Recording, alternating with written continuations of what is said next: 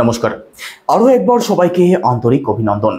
আজকের এই আলোচনাটি মূলত মকর রাশির মানুষদের জন্যই গুরুত্বপূর্ণ থাকবে, কারণ আজকের এই আলোচনার মধ্যে দিয়ে আমরা জানবো সম্পূর্ণ জুলাই 2025 মকর রাশির মানুষদের জন্য কেমন থাকতে চলেছে সেই সম্বন্ধে। সম্পূর্ণ জুলাই মাসে নবগ্রহ কোথায় ট্রানজিট করবেন, কোথায় কোথায় দৃষ্টি ফেলবেন, কোন কোন গ্রহ রাশি পরিবর্তন করবেন, আর তার উপর নির্ভর করে আপনাদের স্বাস্থ্য, আপনাদের পরিবার, আপনাদের ভাগ্য, কর্ম, সন্তান প্রতিটি বিষয়কে ডিটেলস আলোচনা করব according to house, according to planet. তো সম্পূর্ণ ভিডিওটি অবশ্যই দেখুন। আলোচনা যদি ভালো লাগে লাইক, কমেন্ট এবং শেয়ার করতে পারেন। আমার সাথে যারা পার্সোনালি যোগাযোগ করতে চাইছেন, জন্মছক যারা বিচার করতে চাইছেন, নাম্বার শুধুমাত্র ভিডিও ডেসক্রিপশনে এবং ইন্ট্রোতে দেওয়া আছে। আপনারা ফোন করে কিংবা হোয়াটসঅ্যাপের মাধ্যমে বুকিং করতে পারেন। আর আপনি যদি একজন নতুন দর্শক হয়ে থাকেন, এটাই সব থেকে ভালো সময় চ্যানেলটিকে সাবস্ক্রাইব করে নেওয়ার জন্য। তো চলুন প্রথমেই দেখে নেওয়া যাক জুলাই মাসের একদম শুরুতে আপনাদের রাশি থেকে নবগ্রহ কোথায় ট্রানজিট করছেন। আপনাদের সেকেন্ড হাউসে অবস্থান করছেন রাহু, তো থার্ড হাউসে অবস্থান করছেন আপনাদের রাশির লর্ড কর্মফলদাতা শনিদেব। পঞ্চম ভাবে রয়েছেন শুক্র গ্রহ, আপনাদের ষষ্ঠ ভাবে একত্রে অবস্থান করছেন রবি এবং দেবগুরু বৃহস্পতি। সপ্তম ভাবে অবস্থান করছেন বুধ গ্রহ, আর অষ্টম ভাবে অবস্থান করছেন মঙ্গল এবং কেতু গ্রহ। তো চলুন আলোচনা শুরু করা যাক। প্রথমেই স্বাস্থ্য দিয়ে শুরু করব। আপনাদের রাশির লর্ড কর্মফলদাতা শনিদেব বর্তমানে আপনাদের থার্ড হাউসে অবস্থান করছেন। 13 জুলাইয়ের পরবর্তী সময় শনিদেব আপনাদের থার্ড হাউসে বকরি হয়ে যাবেন। তো স্বাস্থ্যের কথা যদি বলা হয়, স্বাস্থ্য তো আপনাদের ভালোই থাকবে, তবে 13 জুলাইয়ের পরবর্তী সময় স্বাস্থ্য সংক্রান্ত দিক নিয়ে একটু দুর্বলতা আপনি অনুভব করতে পারেন। একই সাথে আপনাদের চতুর্থ ভাবের লর্ড মঙ্গল গ্রহ 29 জুলাইয়ের আগে পর্যন্ত আপনাদের অষ্টম ভাবে অবস্থান করছেন, আর অষ্টম ভাবে মঙ্গলের অবস্থান কোনোভাবেই ভালো থাকবে না। 29 জুলাইয়ের মধ্যবর্তী সময়ের মধ্যে আপনার বুক সংক্রান্ত কোনো প্রবলেম ফেস করতে হতে পারে, কাফ করলে সমস্যা কম বেশি থাকতে পারে। একই সাথে শারীরিক দুর্বলতাও কিন্তু কম বেশি আপনাদের মধ্যে অবশ্যই থাকবে। এই দিক থেকে একটু সিরিয়াস থাকতেই হবে। এবার পরিবার, সেকেন্ড হাউস থেকে পরিবারকে বিচার করা হয়। আপনাদের সেকেন্ড হাউসের লর্ডও শনিদেব।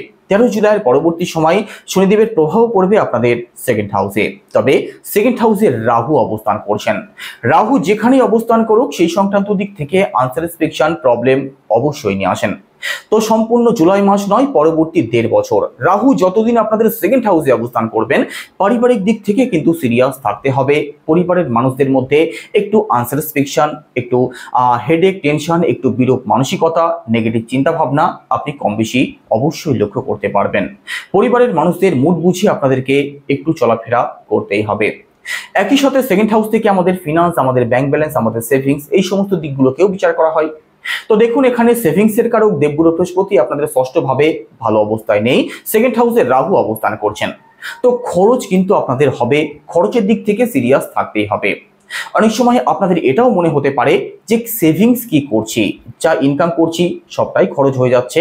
আবার এটাও মনে হতে পারে যা ইনকাম করছি তার থেকে বেশি খরচ হয়ে যাচ্ছে, জমানো পয়সাও খরচ হয়ে যাচ্ছে। কারণ রাহু আপনাদের সেকেন্ড হাউসে অবস্থান করে খরচ তো অবশ্যই বাড়াচ্ছেন। তো সেভিংসের দিকে আপনাদেরকে সিরিয়াস থাকতে হবে। খরচ যত কম করা যায়, বিশেষ করে অনলাইন শপিং এইসবের পেছনে খরচ করা থেকে আপনাদেরকে বিরত থাকতেই হবে। একই সাথে সেকেন্ড হাউসে রাহু নেশাজাত কোনো দ্রব্যের প্রতি আপনাদের আকর্ষণ বাড়তে পারে, সেদিক থেকে অবশ্যই সিরিয়াস থাকবেন।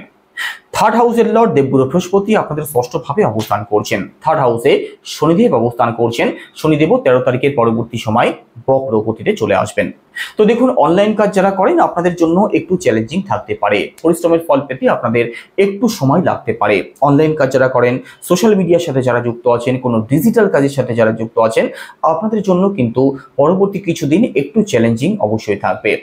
একই সাথে আপনাদের মধ্যে সাহস, আত্মবিশ্বাসের একটু অভাব থাকতে পারে, লেজিনেস কম বেশি আপনাদের মধ্যে আপনারা লক্ষ্য করতে পারেন। তবে থার্ড হাউসে শনিদেব বসিয়ে কিন্তু আপনাদেরকে রাখবেন না, তবুও কিছু সময় আপনাদের মধ্যে লেজিনেস অবশ্যই লক্ষ্য করা যাবে। আর বিশেষ করে সাহস, আত্মবিশ্বাসের অভাব দেখা দিতে পারে। অকারণ শর্ট ট্রাভেল আপনাদের হতে পারে। আপনার ছোট ভাই বোন, কাছের আত্মীয় স্বজন, পাড়া প্রতিবেশী, এদের সাথে যে কোনো বিষয় নিয়ে কিন্তু মতপার্থক্য, দ্বন্দ্ব বিবাদ হতে পারে। বিশেষ করে পাড়া প্রতিবেশী, এদের থেকে কিন্তু সাবধানে আপনাদেরকে থাকতেই হবে। এবার প্রপার্টি, ফোর্থ হাউস থেকে প্রপার্টিকে বিচার করা হয়। আপনাদের ফোর্থ হাউসের লর্ডকে মঙ্গল গ্রহ কোথায় অবস্থান করছেন? আপনাদের অষ্টম ভাবে অবস্থান করছেন।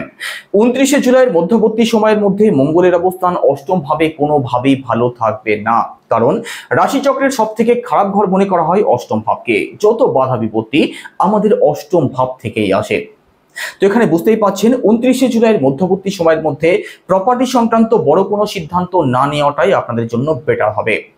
29শে জুলাইয়ের পরবর্তী সময়টা প্রপার্টির দিক থেকে সাপোর্ট আপনি অবশ্যই পাবেন। একই সাথে ফোর্থ হাউস থেকে আমাদের মাকেও বিচার করা হয়। তো 29শে জুলাইয়ের মধ্যবর্তী সময়ের মধ্যে মায়ের দিক থেকে কিন্তু প্রবলেম তৈরি হতে পারে। বিশেষ করে আপনার মায়ের স্বাস্থ্য সংক্রান্ত দিক থেকে প্রবলেম তৈরি হতে পারে। আপনার সাথে আপনার মায়ের বনিবনার দিক থেকে প্রবলেম আসতে পারে। তবে 29শে জুলাইয়ের পরবর্তী সময়টা মাতৃপক্ষ যেমন আপনাদের ভালো হতে দেখা যাবে, একই সাথে প্রপার্টি সংক্রান্ত দিক থেকেও পজিটিভ রেজাল্ট আপনি অবশ্যই পাবেন। এডুকেশনের কথা যদি বলা হয়, সেক্ষেত্রে বিদ্যার কারক দেবগুরু বৃহস্পতি আপনাদের ষষ্ঠ ভাবে অবস্থান করছেন। ফোর্থ হাউসের লর্ড মঙ্গল গ্রহ আপনাদের অষ্টম ভাবে অবস্থান করছেন। পড়াশোনার দিকটা কিন্তু একটু চ্যালেঞ্জিং নিশ্চিতভাবে থাকবে। পড়াশোনার দিক থেকে ছাড়ো ছাড়ো মানসিকতা মকর রাশির বিদ্যার্থীদের মধ্যে লক্ষ্য করা যেতে পারে। পড়াশোনাতে মন বসতে কিন্তু প্রবলেম হবে। একই সাথে পড়াশোনার দিক থেকে মন কখনো কখনো আপনাদের ডাইভার্ট হবে। অনলাইন সোশ্যাল মিডিয়া এই সমস্ত জিনিসের প্রতি আপনাদের আকর্ষণ বাড়তে পারে। তো পড়াশোনার প্রতি সিরিয়াস হতেই হবে, বিশেষ করে কোনো এক্সাম কিংবা কোনো কম্পিটিশন যদি থাকে। একই সাথে এডুকেশনাল যে কোনো সিদ্ধান্ত 29শে জুলাইয়ের পরবর্তী সময়ে নেওয়ার চেষ্টা করুন, তার আগের সময়টা কিন্তু ভালো থাকবে না।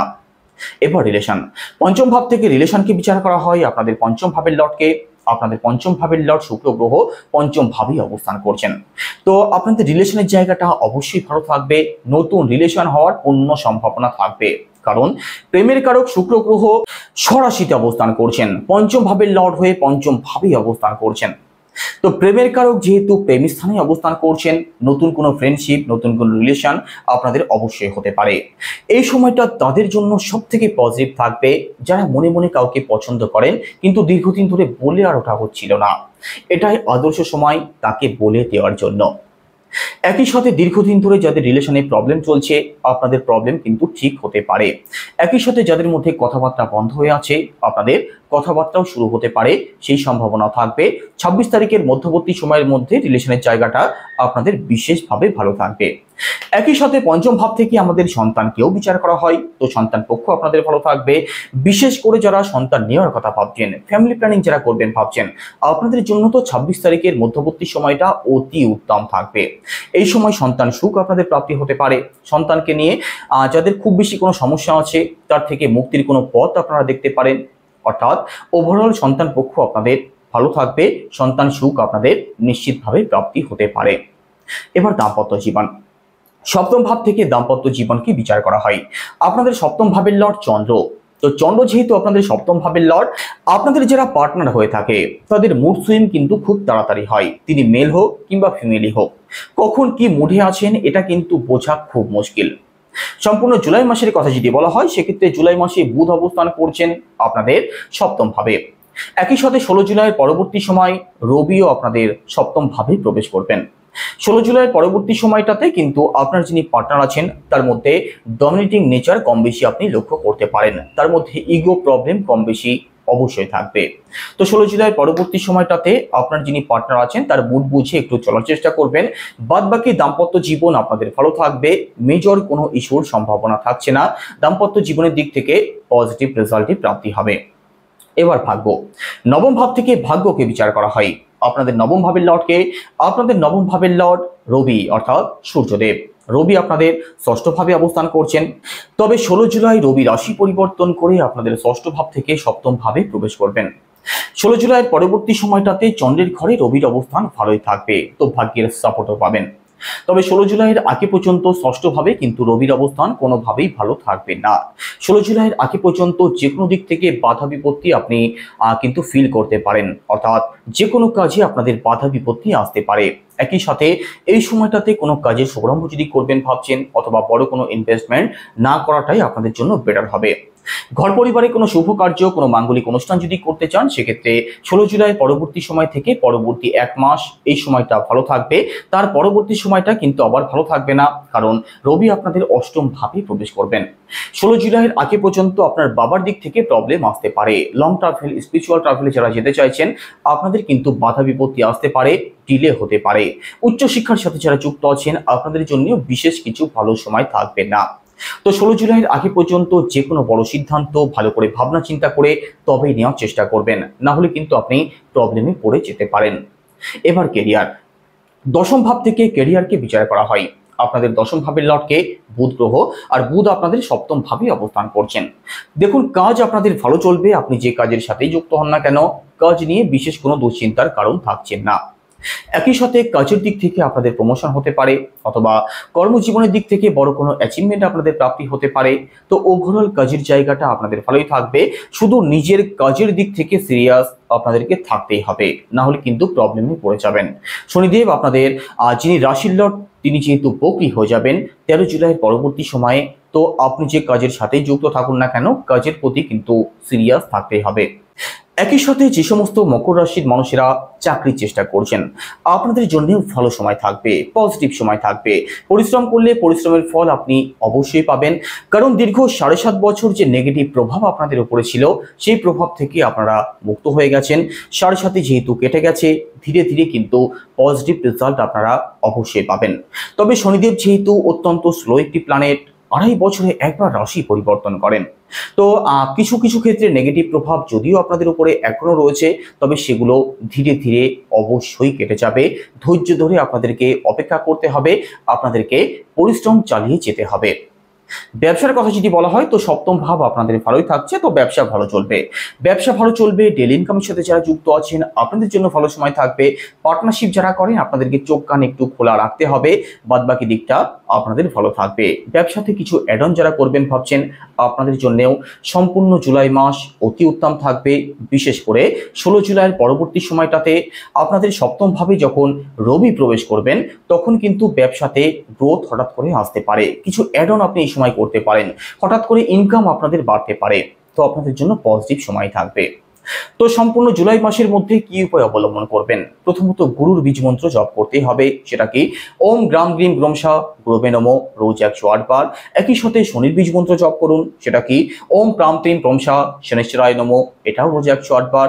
একই সাথে উদীয়মান সূর্যকে তামার পাত্রে লাল ফুল সহযোগে জল অর্পণ করুন স্নানের পর। তো কেমন লাগলো আলোচনা কেমন লাগলো অবশ্যই কমেন্টে জানাবেন। সবাই ভালো থাকুন, সুস্থ থাকুন। নমস্কার।